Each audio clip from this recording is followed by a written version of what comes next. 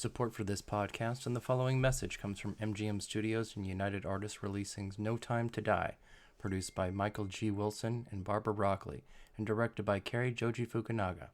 Daniel Craig concludes his 5-film portrayal of James Bond in No Time to Die. Joining forces with his MI6 team and a new generation of agents, Bond faces the highest stakes of his espionage career and emotionally explores the sacrifices of heroism. Critics are hailing No Time to Die will be remembered for its emotional impact above all. You can watch it everywhere you rent movies, for your consideration in all categories, including Best Picture of the Year.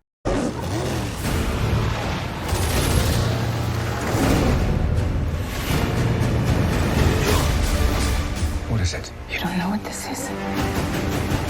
James, now your enemy's my enemy. How did that happen? Well, you live long enough. You ready? You're late.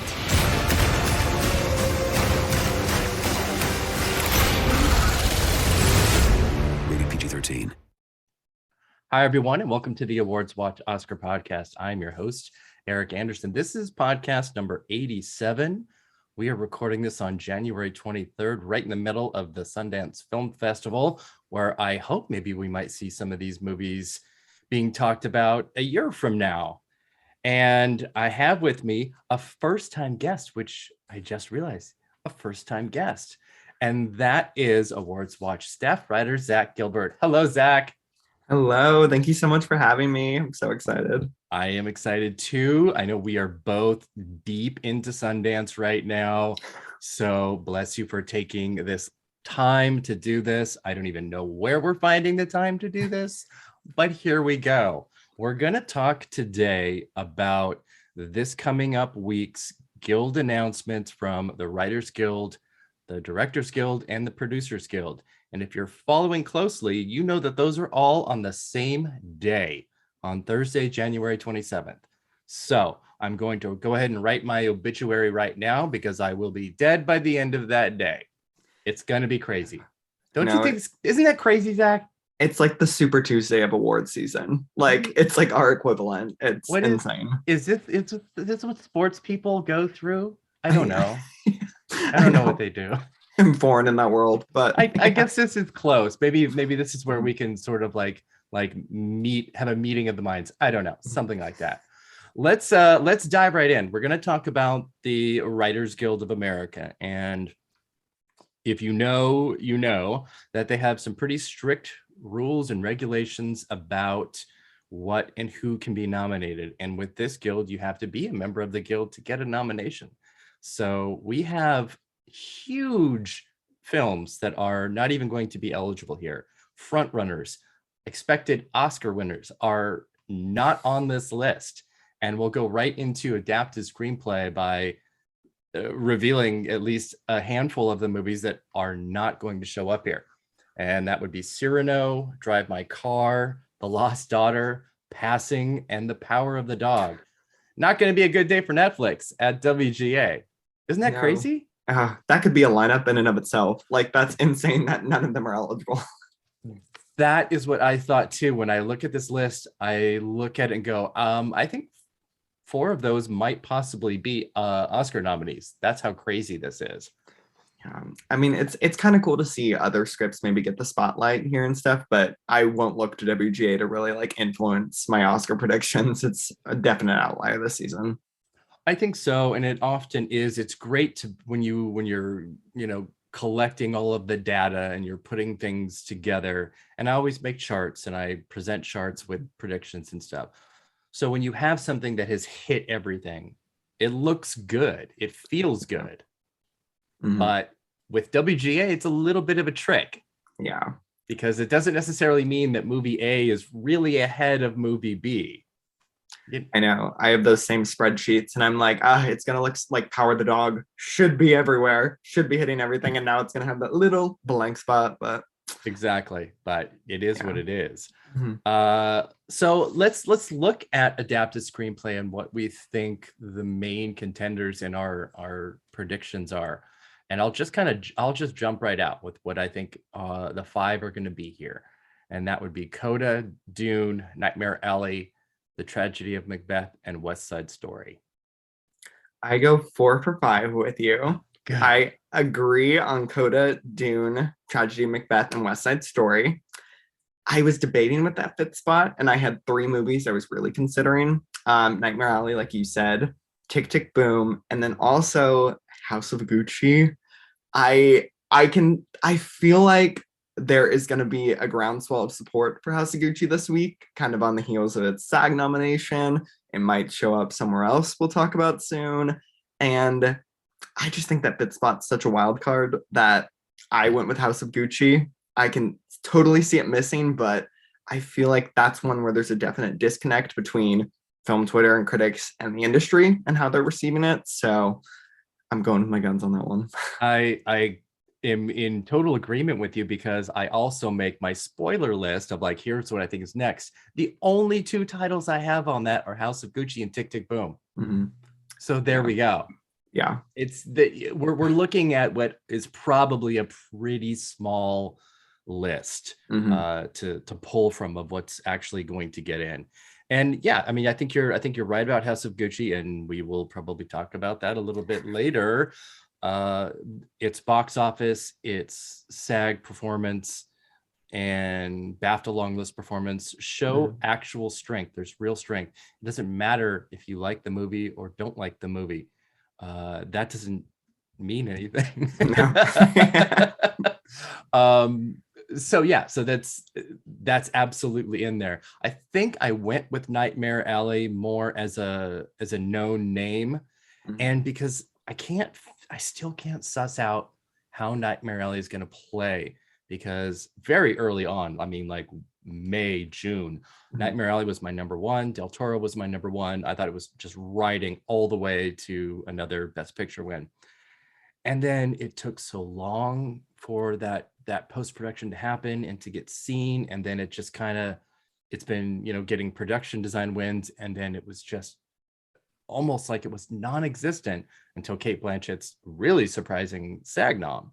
So I'm wondering if this is one of those things like House of Gucci, but in a different way, where once guilds have their say, that we're looking at a different race, because it happens every year. So I know. I was taking that same thinking kind of with House of Gucci. I see them in like similar spots in that they may have underperformed some places, but they're 2 films that can really bounce back with that guild support. And I did originally stick with Nightmare Alley for a while. It had NBR, I think it made AFI, did it? Yeah. Yes. Okay, yeah. So it made 2 pretty big, top 10 lists. And, it does just have that cast, that crew, all that pedigree involved. But I don't know. I feel like House of Gucci, like you were saying earlier, has that, hit aura about it. It was one of the only adult movies that wasn't a superhero film that people actually flocked to this year. So there's that, perception of mainstream success that can be tantalizing for voters. And that's kind of what gave it the edge to me. I do agree it being a like first-time screenwriter could hold him back at WGA, but I feel like that film overall has more buzz at the moment. So that's kind of what put it over the edge. So of the 4 movies that we agree with, what do you think is the weakest link to something else? I mean, I do think that Tragedy of Macbeth is probably the weakest link, just because, it's pretty much a straight adaptation. There's really no, creativity involved with it. It just is Shakespeare with certain scenes cut out. And that film overall, I don't think is as strong as Coda, Dune, and West Side Story. But, it's had some strength in places I didn't expect it would. So I still think it's pretty in, even if it is my 4 of those top. I probably would have Coda in my 4th. And I think Macbeth is pretty strong here. I think it's going to be really, if it was somebody other than the Coens, I might not think that. That's true. Yeah. But just like Nightmare Alley, that showed up at NBR, AFI. It's sort of this like secret. Is it going to make it? Is it not? And again, we'll talk about that toward the end, because that's going to be a really fun part of this conversation. So I think you and I are on pretty much a clear path of what we think is going to get in here, save one maybe. Let's dive into original screenplay and let me know who you have here. But before that, I'll let people know what's not going to be here because it's insane. Yeah. Belfast, A Hero, Mass, Parallel Mothers, The Worst Person in the World. I mean, again, there are titles in here that are probably going to get Oscar nominations. And here we are at the WGA with their stick in the mud rules. Get over it. I know. It's so frustrating because I do think Belfast is the current frontrunner for the Oscars. So I have a feeling that whatever wins here will kind of convince people, oh, something else has heat, and we'll forget. Okay, let's look at the broader picture of everything. Exactly. All right, who do you have? Okay, so I have Licorice Pizza. That's my top right now. Don't Look Up, Being the Ricardos, King Richard, and again, this is where that fifth spot is kind of a wild card. I went with Come On, Come On. I think this is the one place. It might have some support, which might indicate whether it can surprise at the Oscars, but it's just like you said, there's a really shallow pool of other contenders to pick from. So I just think that is the biggest title, has the biggest buzz right now. So that's my fifth. But let me ask you this, because I'm looking at my list. What is your next pick right after this 5? Because I'll bet it's what I have. The French Dispatch. Yes. Yeah.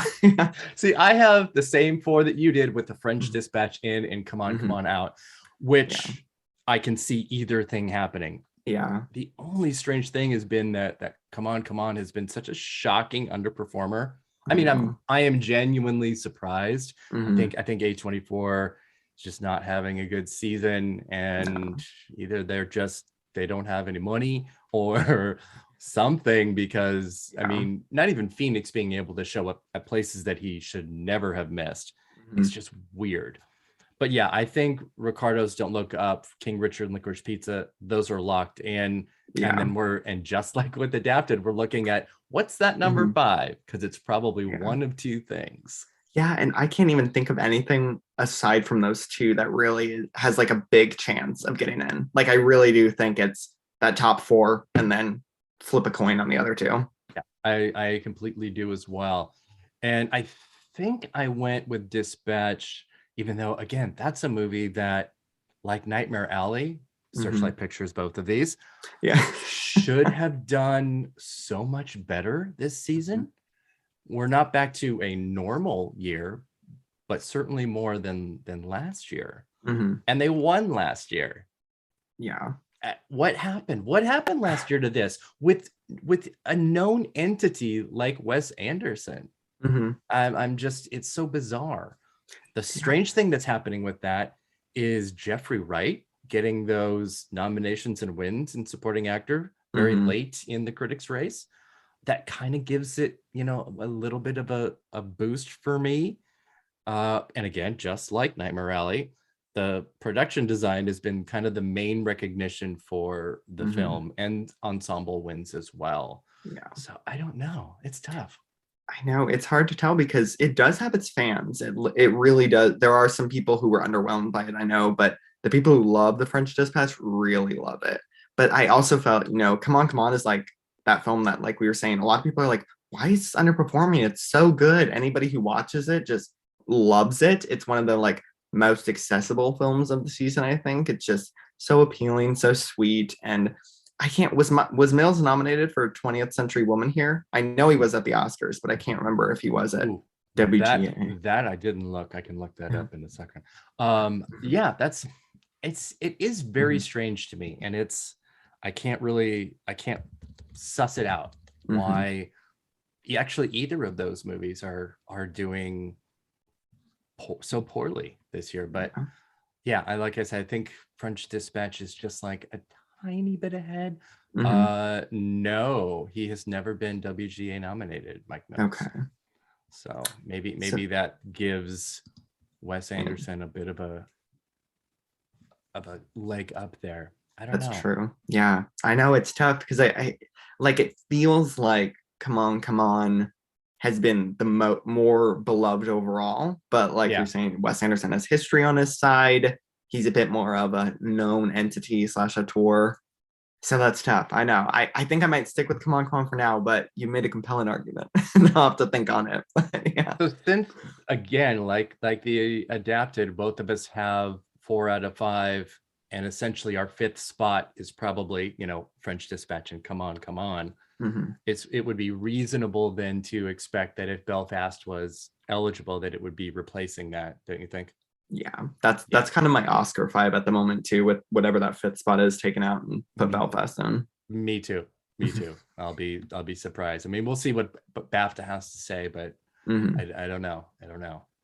Let's jump over to DGA, which is 2 categories. We have the first time feature film, which is relatively new. It's only been since 2015. And then we have the main DGA category, but we're going to start with first time because this is an enormously competitive category. It's a really exciting one though. Yeah. I love it. I have 1, 2, 3, 4, 5, 6, 7, 8. I have 8 solid names, and with I think there are plenty outside of that too. Mm-hmm. And in looking at how obviously recent that the history of this is, it was very easy to see, what's crossed over, as a first time film, but also makes DGA, and who from here has, turned it into an Oscar nomination too.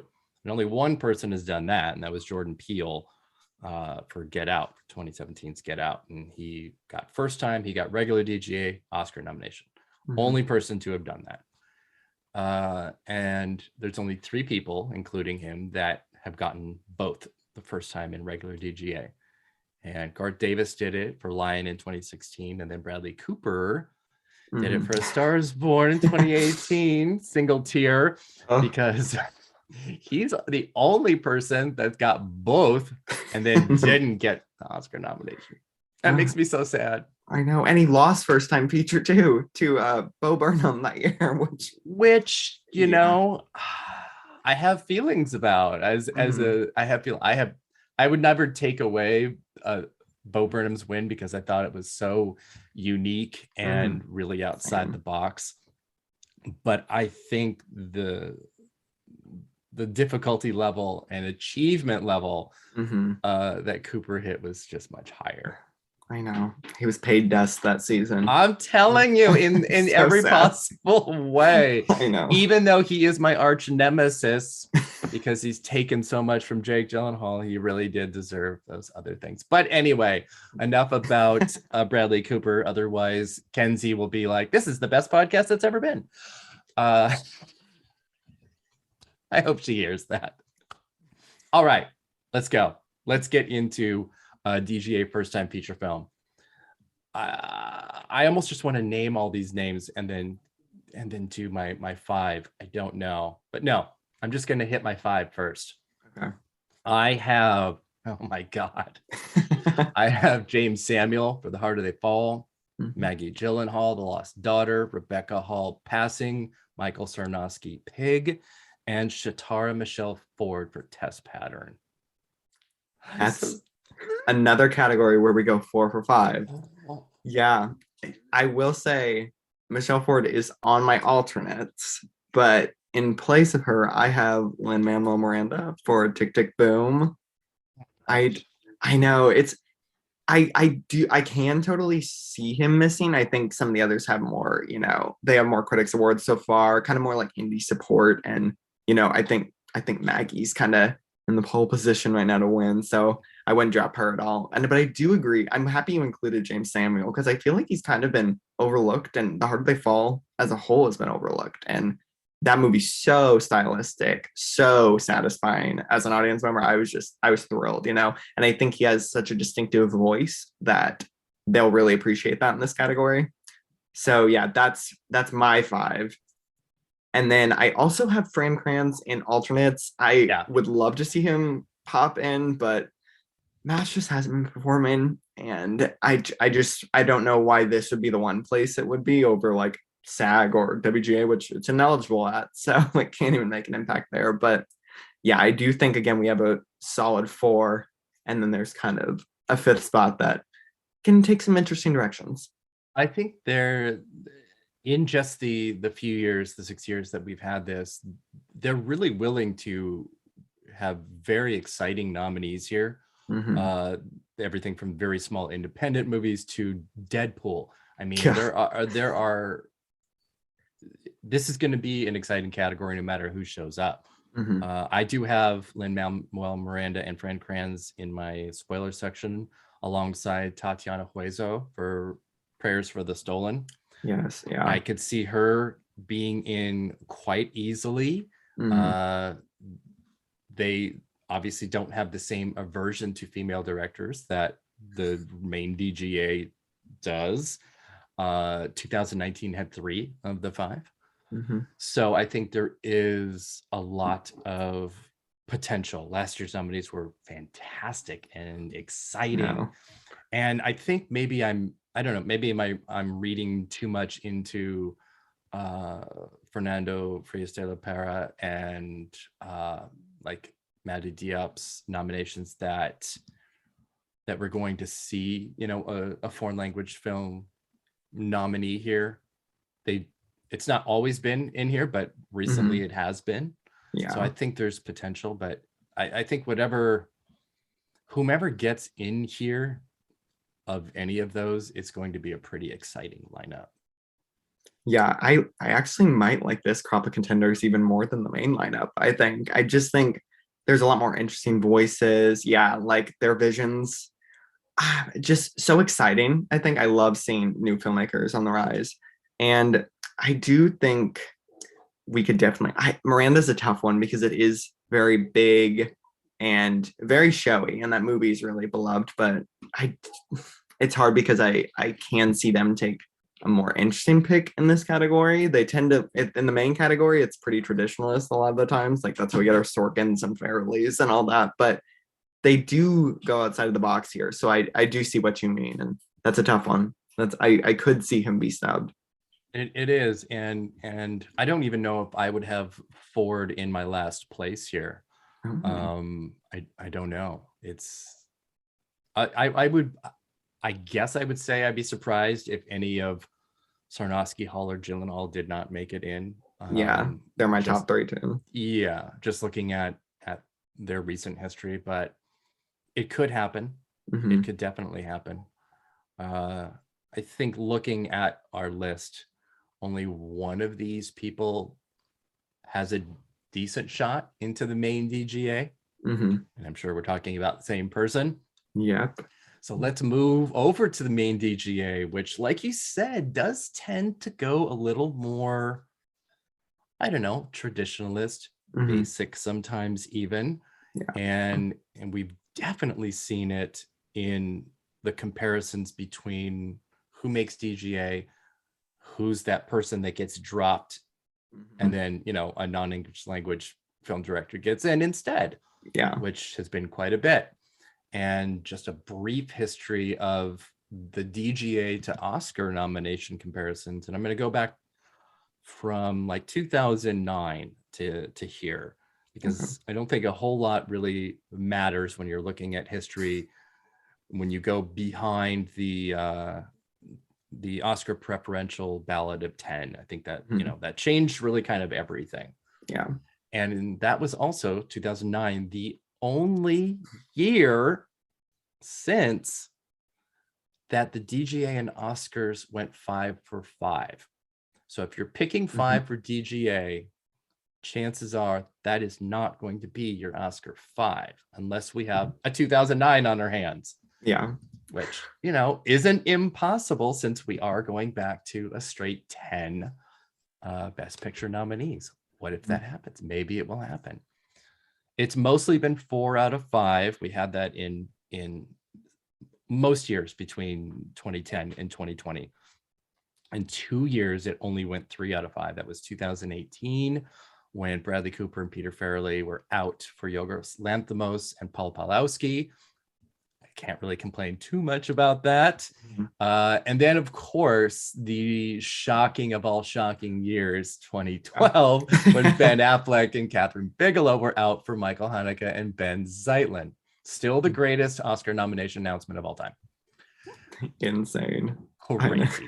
So that's a lot to look at, because when you also look at some of the names that were dropped from DGA to Oscar, these aren't like simple names. This is Christopher Nolan and David Fincher. These are names.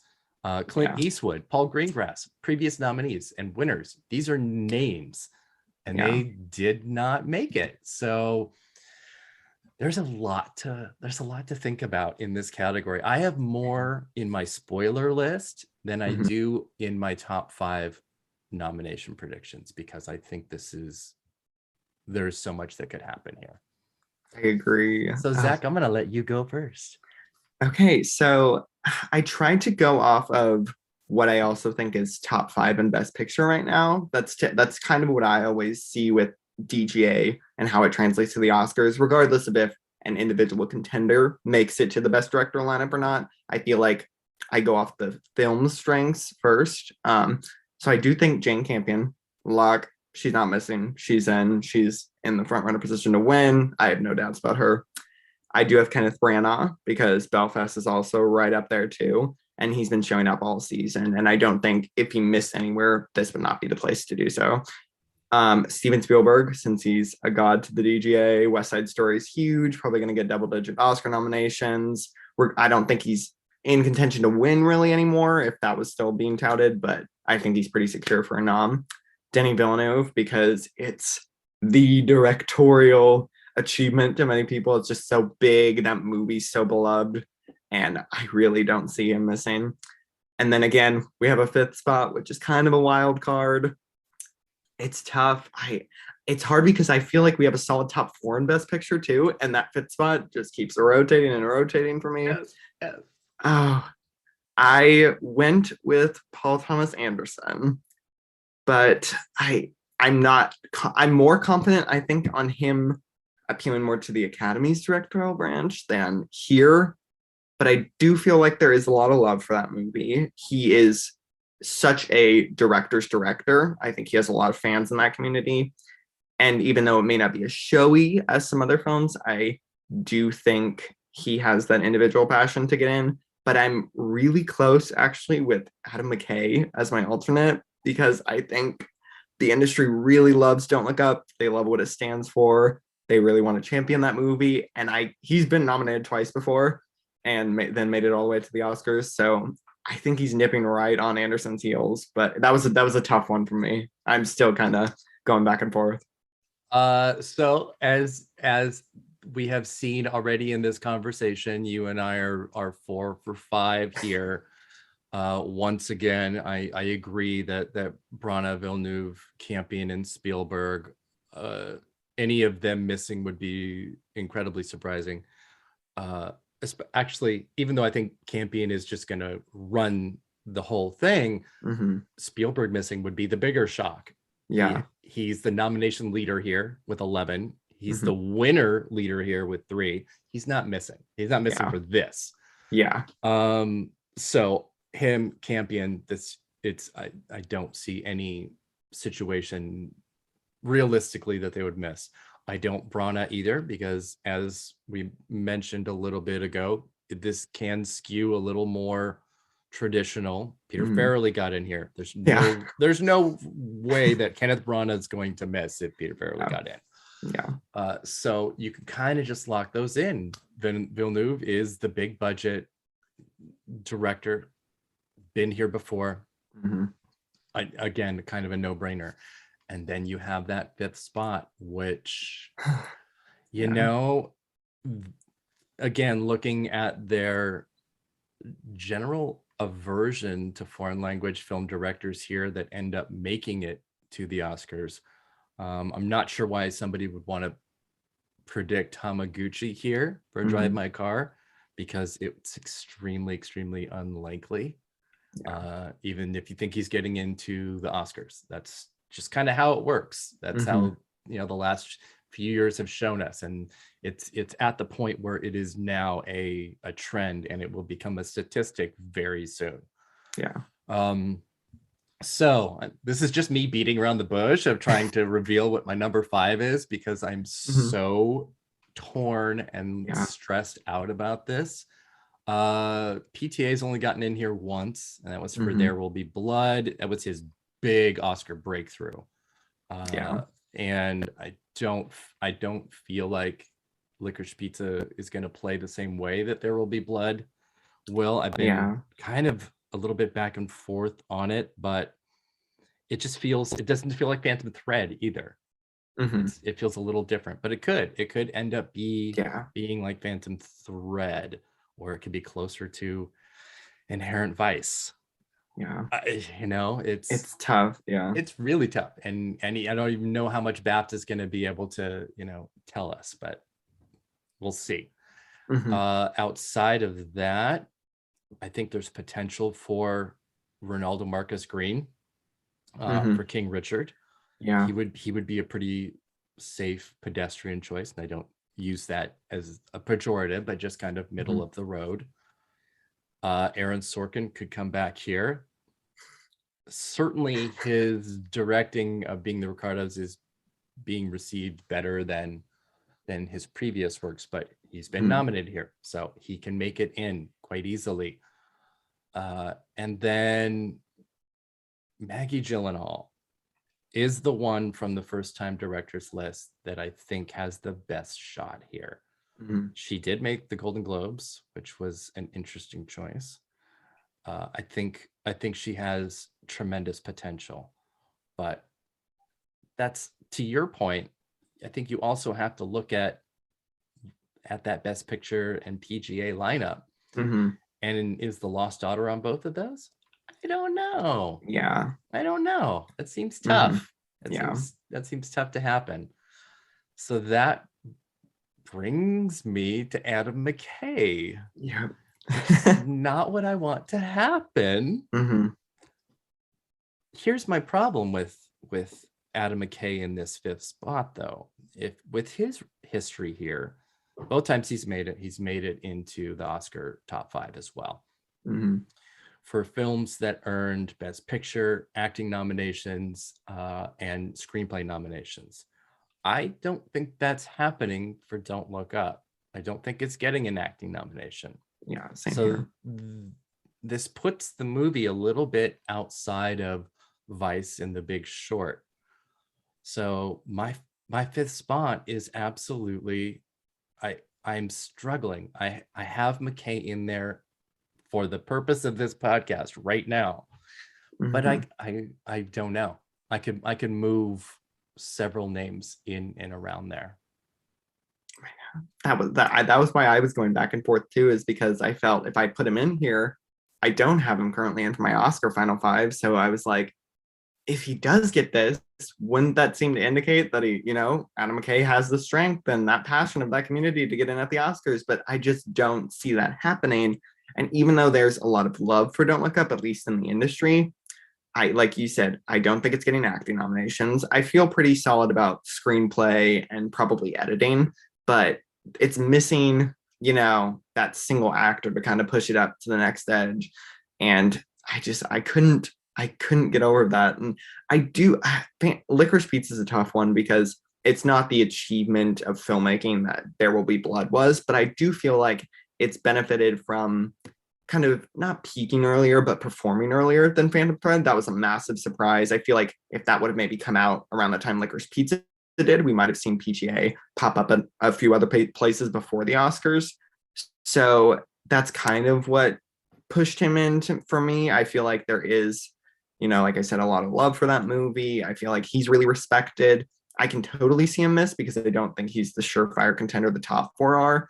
But in terms of the alternates, I did consider Ronaldo Marcus Green as well. I'm not sure King Richard is top 5 anymore, just because I do think Will Smith is probably still going to sail to win, but I don't know where else it has support as much. And I just think the direction, while solid, doesn't stand out as much as some of the other alternatives. So maybe it's a bit of my Licorice Pizza bias, but I do think Anderson is right up there if he's not 5th. But yeah, and I can absolutely see that. And then I start micromanaging my own list and going, okay, well, Dune isn't going to get an acting nomination.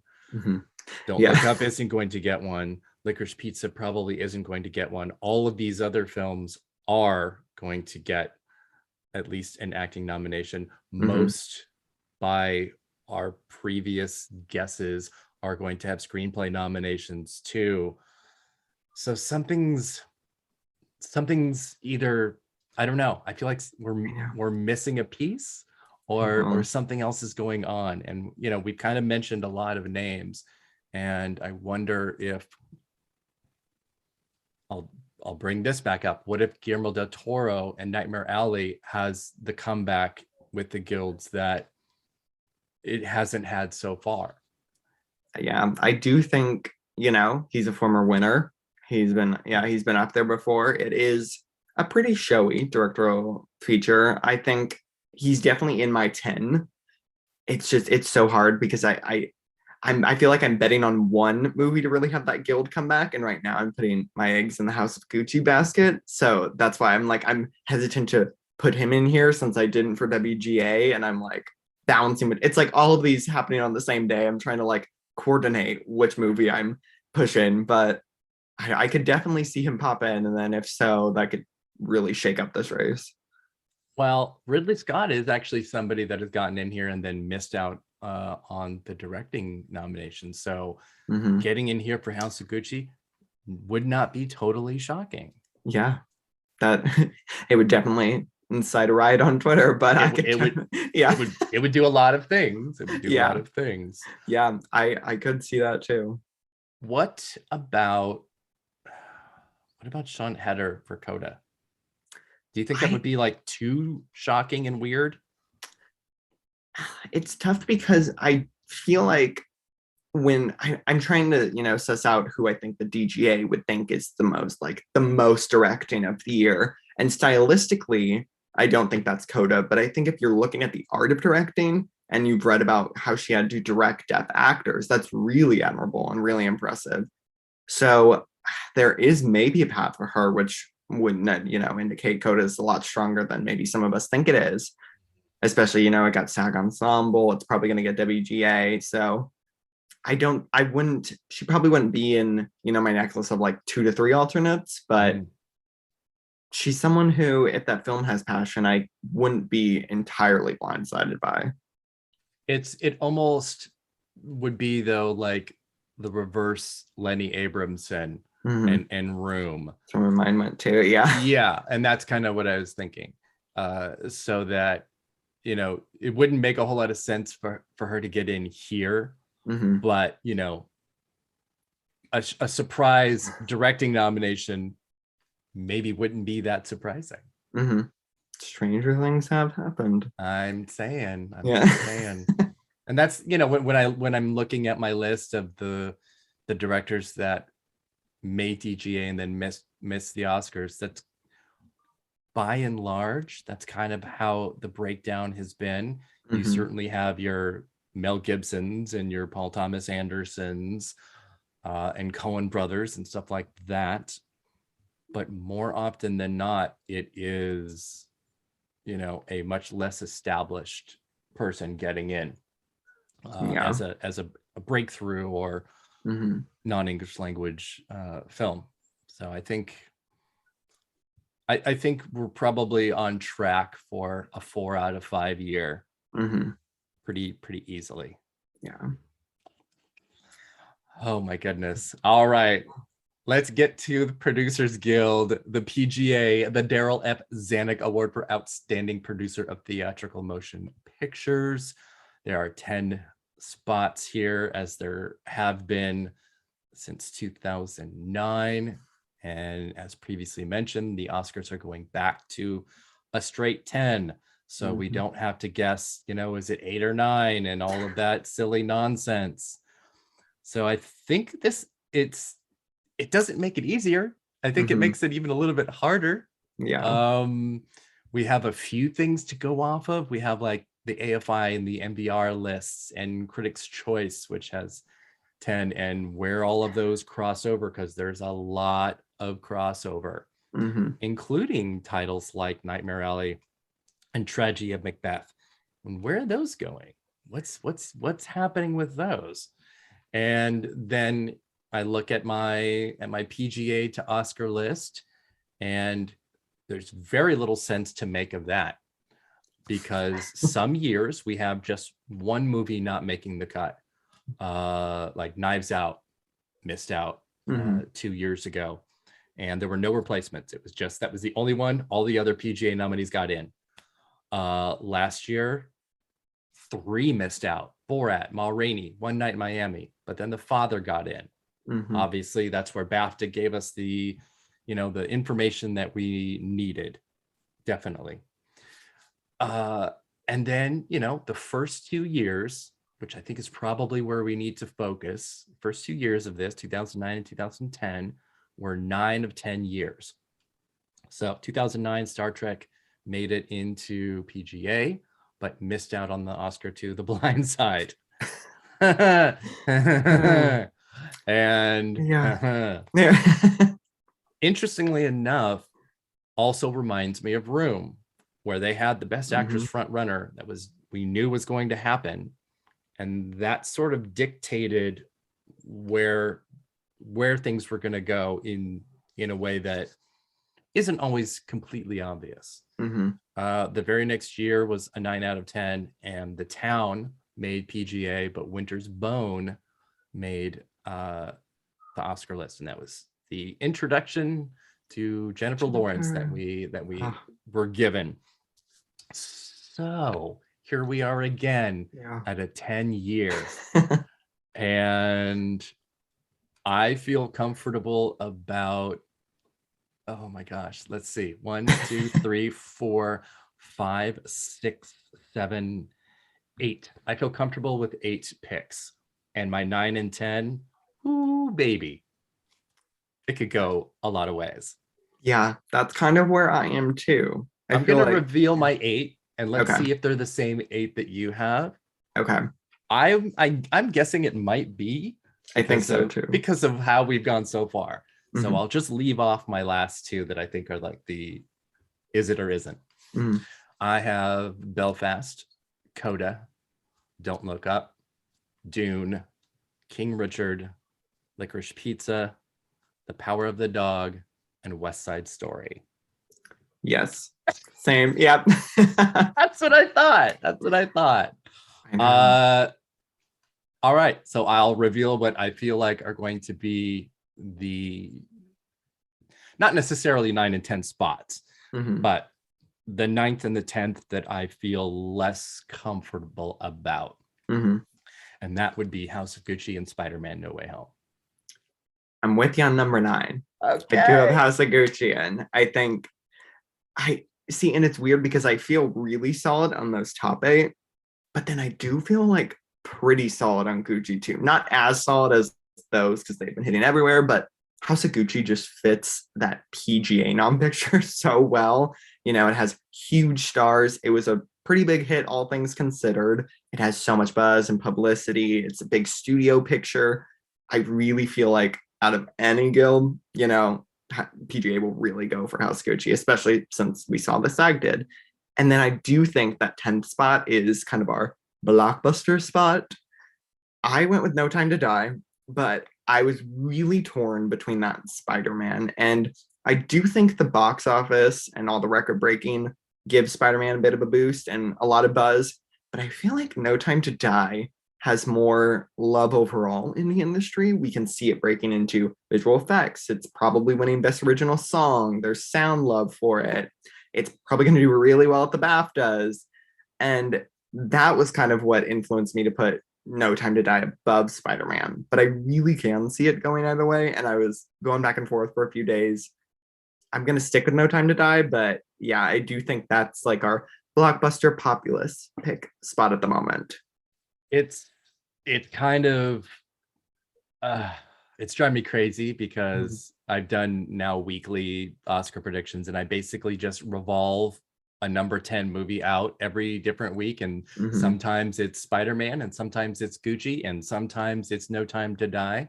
And there are great arguments for all those. We haven't even talked about the outliers that are absolutely possible in this category. And while I don't think that we're going to go 10 for 10, if we were to get, like my list, including Spider-Man, that would obviously be the one that's out for Best Picture. If we go with your list with No Time to Die, what are your thoughts on it getting Best Picture at the Oscars? I that's the one I take out for Best Picture right now. But I do think it's like in my next like 5 alternates, because like I was saying, I think it'll have a lot of BAFTA love. I can like honestly see it cracking Best Film. I think given the nature of the film and kind of how it wraps up Daniel Craig's arc, there's a lot of love for it. There's a lot of love for him. I wouldn't be surprised if he shocked at BAFTAs too. And I do think it will definitely have a strong nomination showing when everything's revealed for the Oscars. But I'm also torn between, you know, what will crack the lineup there, between being the Ricardos, perhaps, you know, bolstered by Nicole Kidman's possible Best Actress win. It's probably getting Screenplay. It might get Bardem too. That's a healthy nom haul. I think, like you were saying earlier, Nightmare Alley and Tragedy of Macbeth aren't dead completely, because they could show up other places on this day and kind of give us a sign of their support. So it's in that group. I don't think I'd even put Spider-Man really in that group, unless it does get this PGA spot, and then who knows. But I still think, you know, it's lower than a lot of those other films because they have higher nom tallies. They have more support across, you know, the board, across all the branches. So yeah, and I don't have No Time to Die in my 10 spot at the moment, but I think there's a path depending on how it performs at other guilds and BAFTA.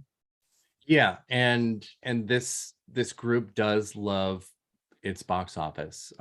Crazy Rich Asians and A Quiet Place and Wonder Woman are, you know, give us a lot of information about where the PGA likes to go, and that's understandable. These are the money people. These are the people that have to secure everything to get a film even made, and you know, they don't make money until the movie makes money, and all of these components are in here for that. Skyfall did make it in its year, a massive blockbuster at the time. Yeah. And I mean, I'm hesitant about No Time to Die at BAFTA because of the new juried rules that we're under, even though clearly this year there was some backlash to that. Yeah. So I'm not sure exactly how it will play with actual nominations. If we were in like a year previous to this, yeah, it would have like 12 nominations. So that's why I feel good about Spider-Man. It's now the 6th highest grossing movie of all time. It is truly we've had a lot of small box office successes over the last 2 years of being in this pandemic, and it's really hard to, you know, properly discuss what is a box office success now, because it has to be adjusted for so many things. Spider-Man did not have to be that. It's performing exactly as if there was no pandemic whatsoever. Yeah. And it has completely knocked down any of those obstacles that are in front of it. So I would be, I don't want to say I'd be surprised if it doesn't show up here, but I would be surprised if it doesn't show up here. Yeah, I think there is a really compelling case for it, and you make a really strong argument. I'm so torn between those two because, like I said, I do think there is that one blockbuster spot, and you know, Skyfall's inclusion and kind of the narrative around No Time to Die swayed me in that direction. But from a business perspective, I do see Spider-Man. You know, obviously, No Time to Die made good money for itself, especially worldwide, but Spider-Man, you know, is in another echelon. It's way above everything else. So I know it's tough. I honestly feel, like I said, really solid about that top 8, like almost secure. Fairly solid about Gucci. I think that's her thing. And then it's, again, just that last spot that's kind of giving me a lot of pause. It's tough. It is, and even though they're not related to PGA, you know, when you look at AFI's top 10, MBR's top 10, Critics' Choice top 10, and the places that they all cross over, it's the movies that we've mentioned already: Belfast, Coda, Don't Look Up, King Richard, Dune, Licorice Pizza, Power of the Dog, West Side Story. And then you have like Tick Tick Boom showing up at Critics' Choice and AFI. And then you have Tragedy of Macbeth, like we mentioned, showing up at AFI and MBR. But then rearing its little head again is Nightmare Alley. I know. Critics' Choice, NVR, AFI. What's going on? Are we sleeping on this? Is Nightmare Alley that last spot? Because box office clearly doesn't matter for a movie like this. Yeah. Is it? Is it the last spot? Could it be? I agree that box office can't really hurt right now because I think people take everything into consideration. But it's tough because I think it really helps certain movies like House of Gucci. And I feel like that's why that's the movie across PGA and WGA and DGA that I would bank on first, is that it's not that Nightmare Alley is being discarded because it flopped, but more so that other movies have taken priority and precedence over it. So I feel like it's been pushed down a bit across the board. And that's kind of why I dropped it. I feel like those, like when it hit CC and AFI and NBR, it was kind of prior to or like around the exact time it was being released, and it kind of been like defaulted as this new movie from Guillermo del Toro with this big cast, like, oh, it's going to be this big contender, and then it just kind of fizzled out. And so I feel like I just don't really sense the buzz for it the way I do for a couple of these other films we've listed. Even something like Tragedy of Macbeth, kind of smart by releasing just on Apple TV just last Friday. Like, I've seen more chatter for that on Twitter in the past week than I have over like the couple months since it premiered at the New York Film Festival. Like, I think that film I would even put above Nightmare Alley in terms of its possibility of cracking this lineup. Yes, and we know that Oscar nomination voting begins next week. Amazingly, the exact same day as all of these guild announcements, which is like, why are you doing this to us? I am, this is really tough. It's really, really tough to know what to do with Nightmare Alley. I'm going to be so mad if in the end it turns out to be this huge, double digit Oscar nominee, and that I didn't stick with it this whole time. I'll be so mad at myself for doing that. But yeah, to your point too about when box office matters and when it doesn't, I think it's an important thing to talk about, definitely with PGA, but as an overall conversation, because I think when we're talking about Oscar stuff and predictions and all of this, sometimes people will kind of come at us for certain predictions and saying, well, why does it matter here and not matter here? This is hypocritical. What's going on? And the only thing I can really say to that is that there's never apples to apples comparisons. No. And not every movie has to fight the same battles as another movie does. Even if it's for the exact same reasons. You can look exactly like we were just talking, that Nightmare Alley doesn't need $50 million at the box office the way that House of Gucci needs $50 million at the box office. There is a real and actual through line to why that makes sense. And a big part of it is industry respect, and obviously just the general reception for the film. The reception for Nightmare Alley has been very good. The reviews are very good. House of Gucci a little less so, quite mixed. So that box office counters that in a way that we have seen in the past. We just saw, Bohemian Rhapsody or Joker make $1 billion. And if they hadn't, they would not have been in the same conversation, in the same Oscar space that they got into. So that's what we're talking about when we talk about when box office matters and when it doesn't. And I hope that people kind of understand that. I feel most people do, but some don't. And then, they get either confused or even kind of angry at why something is not in versus something else. And that's why, because this is not apples and apples. No. And I think especially now too, you have to take into consideration when movies are doing day and date streaming releases, or, you know, being available to purchase at home. Like when King Richard didn't do as well as it was expected to, you know, it was playing on HBO Max the same day. It's a much smaller movie than their blockbusters on their slate last year.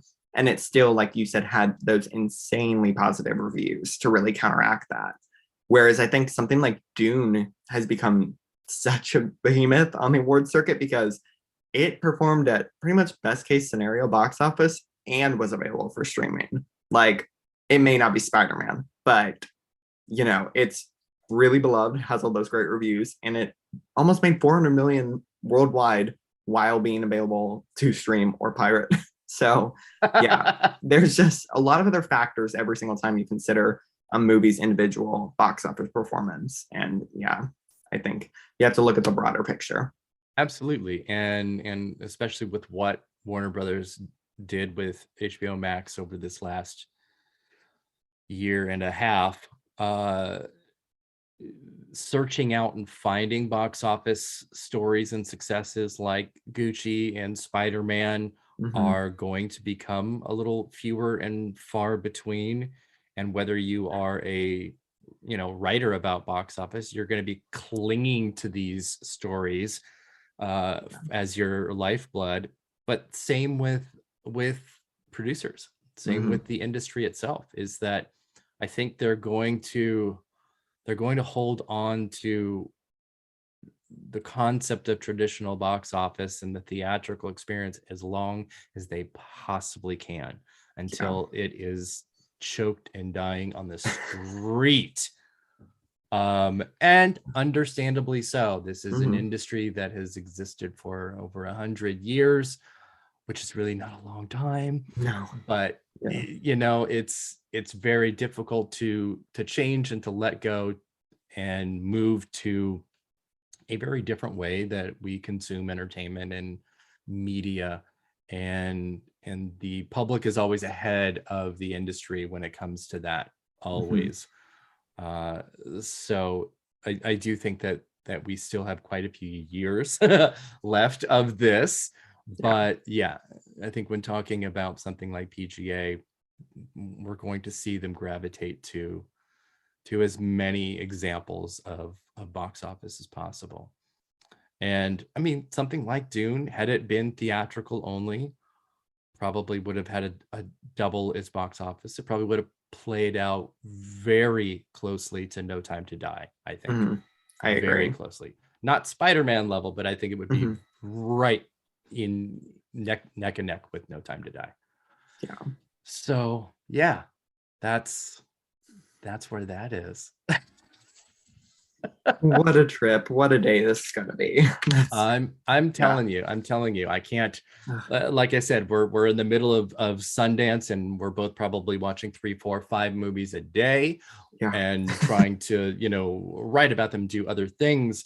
And all I can think about is January 27th. It's looming over me like a D-Day. It is awards D-Day for me.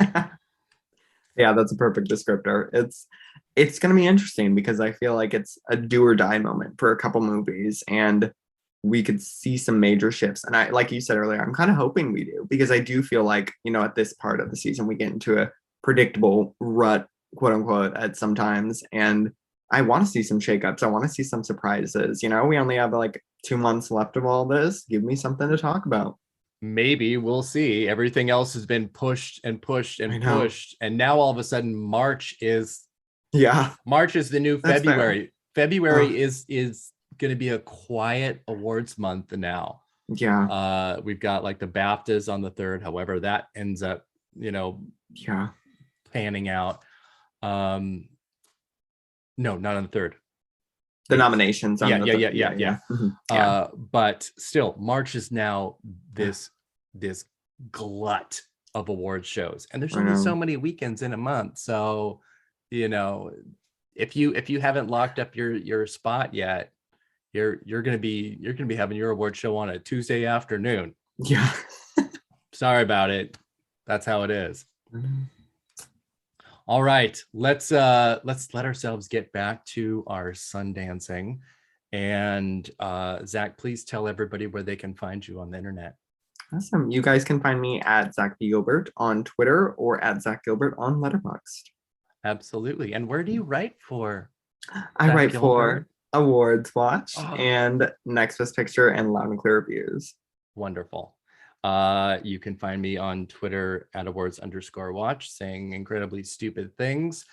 And of course, awardswatch.com. So I am always grateful and thankful that anybody even listens to this.